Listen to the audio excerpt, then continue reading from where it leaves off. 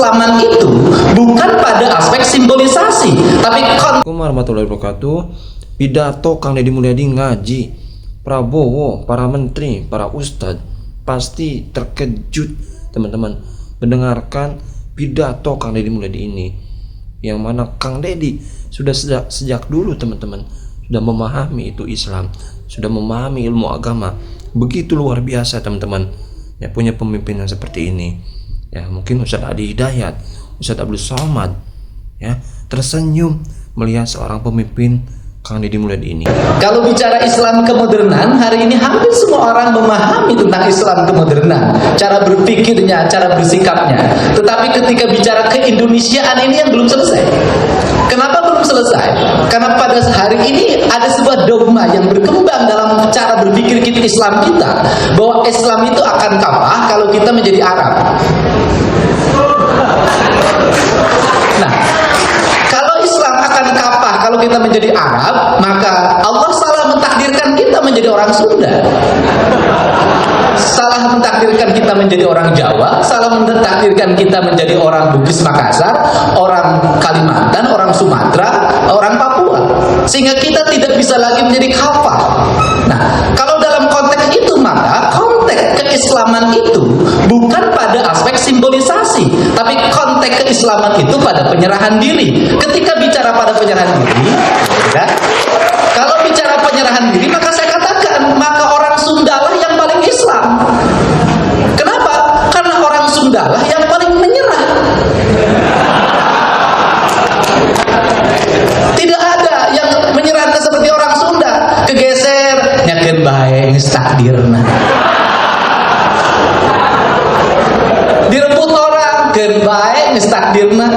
Tong borol di lemur batur, di lemurna sorangan digusur ku batur urang Sunda keun bae geus titis tulis bagja awak sadaya kersaning awak pang surga bangsa. Nah, tetapi apakah fatalisme penyerahan diri itu kemudian harus menjadi merek? Nah, kemudian kenapa saya misalnya memelopori kerangka berpikir itu? Kalau bicara Cina mengalami proses perkembangan yang pesat, di Cina sudah ada kesepakatan ideologi yang disepakati bersama, dia komunis. Selesai. Orang Korea punya satu segmen pemahaman yang sama, orang Jepang punya satu sikap budaya yang sama. Tapi kalau ngomong Indonesia, ngomong Nusantara, setiap daerah berbeda punya sikapnya. Karena punya sikapnya berbeda, maka masuk dalam wilayah pendapat. Saya nggak tahu yang nulisnya ini siapa, dan ini orang paling ikhlas di dunia karena tidak pakai merek. Ciri sabumi cara sadesa, jawadah tutung biritna sacarana lain tepak sejen igel. Ketika ciri sabumi, ketika makhluk ada di bumi, maka dia membangun ciri. Ketika membangun ciri, itulah karakter kebudayaan. Ketika karakter kebudayaan itulah cikal bakal peradaban. Nah, pertanyaannya adalah dari mana kita membangun karakter kebudayaan itu?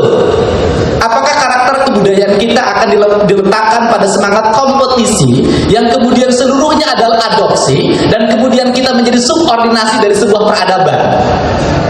Saya kemarin bicara di UI, saya katakan, apakah kita perguruan tinggi akan terus-menerus berpegang teguh pada cara berpikir barat seutuhnya, diadopsi menjadi sebuah nilai di perguruan tinggi, dianggap menjadi sebuah keunggulan bangsa? Saya katakan, tidak akan pernah mencapai kita peradaban dan keunggulan sebagai sebuah bangsa. Kenapa? Kita impor. Nah, kalau bicara ciri sabumi, saya bilang, setiap kebudayaan Indonesia itu memiliki nilai yang sangat kuat. Kalau bicara kedokteran misalnya, saya katakan kalau bicara kedokteran misalnya, bahwa dunia kedokteran kita sudah berkembang. Buktinya kedokteran kita lebih hebat. Yang patah kaki di Sunda mah cukup diusap, kudu diamputasi. Nah, pertanyaannya adalah kenapa mereka tidak mengalami perkembangan? Karena perguruan tingginya berjalan pada relnya, pada cara berpikir intelektualitasnya, tapi tidak pernah melihat realitas. Sesungguhnya kalau perguruan tinggi berani, maka ahli patah tulang ini harus teliti airnya, diteliti air ludahnya, dibawa menjadi bahan penelitian, diangkat menjadi doktor honoris causa di perguruan tingginya.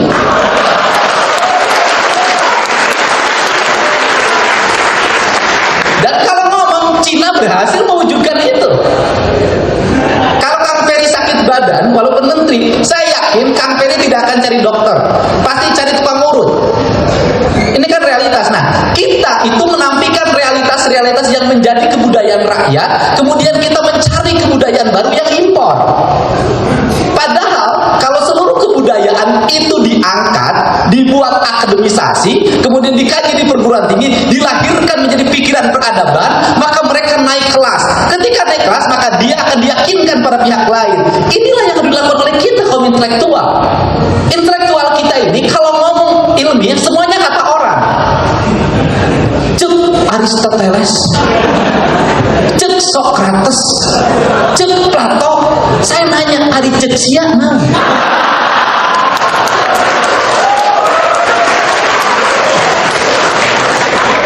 Kalau ilmu itu kata orang, saya bilang Aristoteles bisa membangun peradaban, dia di sana. Plato bisa membangun peradaban, dia di sana. Socrates bisa membangun peradaban di sana. Tapi yang di sini di Pajajaran, ya Sri Baduga yang bangun peradabannya. Karena itu yang harus maka penelitian kita harus mengarah pada sejarah. Apa yang menjadi problem kita adalah mistifikasi sejarah. Ketika melihat Gunung Padang, maka bicaranya mistik. Ketika melihat Gunung Wayang, maka bicaranya mistik. Semuanya mistifikasi. Karena mistifikasi sehingga orang-orang yang menekuni masa lalu itu cenderung mistik. Karena cenderung mistik tidak menarik. Karena cenderung tidak menarik, maka hanya dikaji di pinggiran. Andai kata peradaban masa lalu itu diangkat menjadi tesis-tesis di perguruan tinggi, menjadi disertasi, kemudian menjadi skripsi. Misalnya cing caring cing pakai kancing set caring set pajak ikat itu menjadi skripsi tentang ketuhanan dan kehambaan. Maka saya katakan ilmu kita yang masa lalu itu akan menjadi ilmu masa depan. Dan disinilah kita membangun peradaban. Kalau wilayah-wilayah yang lain itu teknis. Kalau wilayah teknis itu kan bisa belajar, bisa beli, tapi tidak bisa beli itu. Tapi selamanya kita menjadi pembeli. Tetapi yang harus dilakukan oleh kita adalah hari ini justru kita membangun keyakinan. Dari mana Indonesia ini dibangun? Pertanyaan saya. Kalau Indonesia dibangun, sikapnya hanya diomongkan demokratisasi, katakan demokratisasi yang pada akhirnya akan melakukan penggusuran. Siapa yang tergusur? Orang yang tidak punya kapital akan tergusur oleh demokrasi. Orang yang tidak punya sumber daya informasi akan tergusur oleh demokrasi. Orang yang tidak menguasai medsos akan tergusur oleh demokrasi. Kalau demokratisasi sendiri tanpa kecerdasan masyarakat, maka masyarakat kita masyarakat yang tergiring, bukan masyarakat yang punya pendapat. Kalau masyarakat yang tergiring yang bukan pendapat, maka pertanyaan saya adalah siapa yang memiliki pendapat? Yang memiliki pendapat adalah orang yang menguasai teknologi informasi. Siapa yang menguasai teknologi informasi? Maka justru yang Mak Ici, Mang Udin yang tidak menggunakan medsos tidak akan pernah terdengar seluruh ucapannya. Ini bukan demokrasi namanya. Ini adalah kesemuan dalam berdemokrasi. Tetapi demokrasi yang sejati adalah menangkap seluruh relung hati nurani rakyat tanpa harus dia bicara. Karena pemimpin cerdas itu tidak menunggu rakyat bicara. Sebelum rakyat bicara, dia sudah menyajikan apa yang menjadi keinginannya. Bukan. Nah, karena ini yang dibuat, maka saya katakan demokratisasi belum tentu bisa mengantarkan pada keadilan. Kalau dipahaminya adalah demokrasi hanya pada sisi aksesoris. Tapi kalau demokrasi dipahami dari sisi paripurna, para pemimpinnya yang rajin menekungkan rumah agung berantakan rumah kasar mudat mendika yang widi, dia paham seluruh rumah hati rakyat, maka demokrasi menjadi keadilan. Nah, saya sampaikan ke Kang Ferry tadi, anak happy, saya katakan hari ini belum tentu bisa bertarung dalam politik yang terbuka seperti sekarang. Belum tentu. Dulu jadi aktivis HMI cukup dengan Kakanda. Oleh Kakanda dikasih nomor 1 di partai A, partai B, jadi.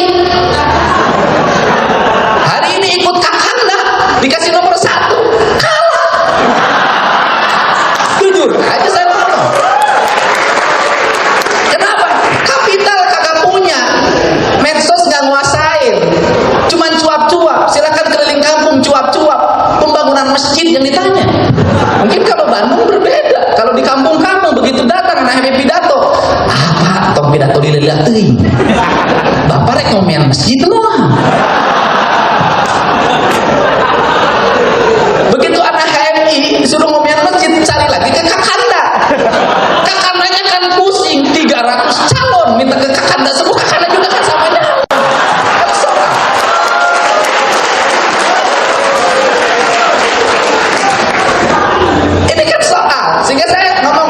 saya bilang undang-undang tentang pemilu itu nanti nggak boleh lagi dapil yang terlalu luas, kasihan anak-anak HMI ini. Ada satu dapil 3 kabupaten kota, 3 kabupaten besar-besar. Gimana bisa saya bilang yang bagus itu berbasis kabupaten kota, berbasis kecamatan, biar wilayah domisilinya lebih mudah proses komunikasi politik dan pembiayaannya. Kalau terlalu luas kasihan. Mau ngadein naon da SK nagecan meunang abang Japar gitu bisa. Ini kan realistas gitu. Sehingga saya menyuruh teman-teman hari ini berbagai tempat nyalon kepala desa dulu. Nyalon kepala desa, kemudian nanti nyalon anggota DPRD, nyalon bupati, nyalon wali kota. Tanpa berangkat dari kepala desa dulu susah, kecuali yang bapaknya memiliki akses kekuasaan, akses kapital. Yang bapaknya biasa-biasa susah, saya kasih tahu. Mungkin ada yang lolos 1, 2 dari 1000. Kalau dulu kan HMI enggak, 700 HMI, 300 orang lain enggak, sekarang 3. Sebab HMI enggak punya bapaknya punya pesantren. Ya satu-satunya cara cari pacarnya jangan kok hati, cari anak tokoh.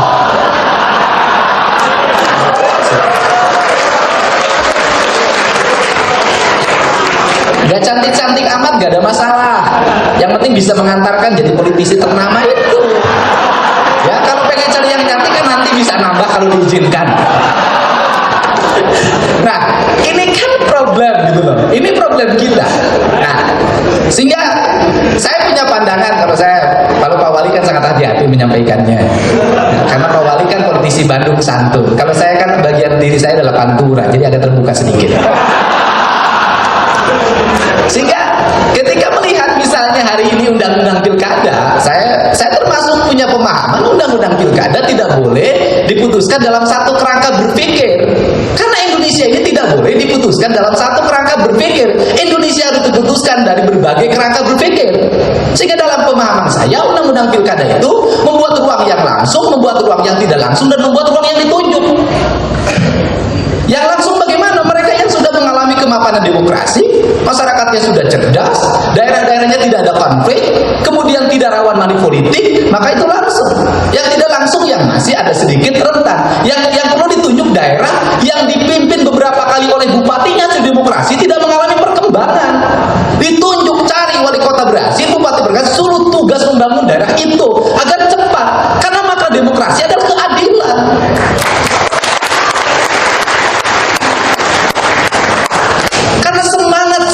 Misalnya daerah pemekaran baru jangan dulu pemilihan, karena begitu pemilihan si tokoh yang menjadi pelopor pemilihannya tidak terpilih, malah lagi bikin pemekaran yang baru lagi. Tetapi pemekaran baru ditunjuk saja orang yang bisa bekerja cepat, melakukan perubahan-perubahan dalam waktu cepat, baru ada pemilihan. Indonesia dipahami jangan oleh Jakarta, karena Jakarta sampai hari ini belum bisa memperlihatkan peradaban yang sebenarnya. Jakarta, karena Jakarta nggak punya peradaban. Bandung. Berguru sama Bandung. Nah, ini yang dimaksud. Nah, tetapi Bandung juga jangan sampai tergusur juga peradabannya nanti. Nah, ini yang dimaksud. Sehingga saya katakan pada akhirnya dari mana HMI harus memulai? HMI itu harus merubah dari watak ormas menjadi watak wilayah. Kalau watak ormas pikirannya disamain. Ormas kan begitu. Padahal Islam itu pikir itu berubah, berbeda. Itu karena wilayah, bukan karena organisasi. Imam Syafi'i sama Imam Maliki itu karena beda tempat. Bukan karena beda organisasi NU dan Muhammadiyah, bukan. Karena beda wilayah, maka HMI harus memonopoli gerakan pemahaman Islam yang wilayah. Islam mana? Islam Sunda, Islam Jawa, Islam Kalimantan, Islam Bugis Makassar, Islam Papua. Sehingga setiap daerah memiliki karakter berdasarkan daerahnya masing-masing. Islamnya di mana? Di semangat penyerahan dirinya, di ketertibannya, di kebersihannya, di keindahannya, di keadilannya, di keramah tamahan. Disitulah Islamnya, bukan di nama organisasinya. Dan inilah culture Indonesia. Ini culture, sehingga tahu ya HMI mana cabang Bandung beda. Bedanya, ini HMI cabang Bandung, gayanya gaya Bandung, logatnya logat Bandung, dan cicing lagi di Bandung, dan minum lagi cai Bandung. Gitu, Bandung nu aing, Persib nu aing.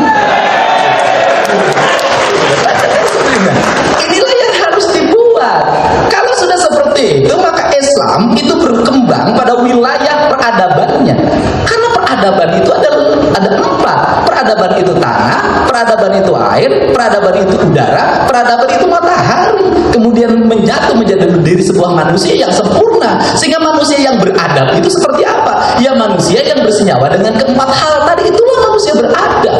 Karena beradab maka dia ciri sabumi, membangun peradaban pada wilayah buminya. Disinilah keragaman dan disinilah Islam, doktrin peradaban. Inilah peradaban yang dimaksud Cak Nur. Nah, kalau seperti itu, jadi bisa jadi hingga mah hai cabang Bandung training nanti bahasa Sunda.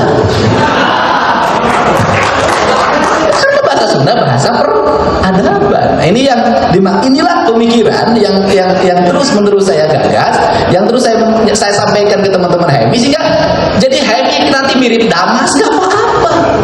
Gak ada soal, karena HMI Jawa Barat. Jadi nilai itulah yang harus dibangun di antara kita kalau kita ingin berkembang. Nah, wilayah peradaban itu membangun culture politik. Dia punya identifikasi, ini orang Jawa Barat, ini orang Jawa. Ini kemudian dia berkembang menjadi tokoh.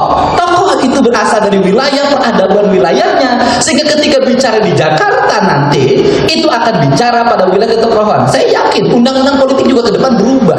Ketika distrik, maka distrik ini yang kita perjuangkan. Hari ini kan ada dilema. Satu sisi terbuka, tapi satu sisi partai memiliki dominasi yang luar biasa terhadap setiap calon. Ini problemnya kalau dalam politik. Tapi ke depan seiring Kang Peri nanti manggung kan berubah.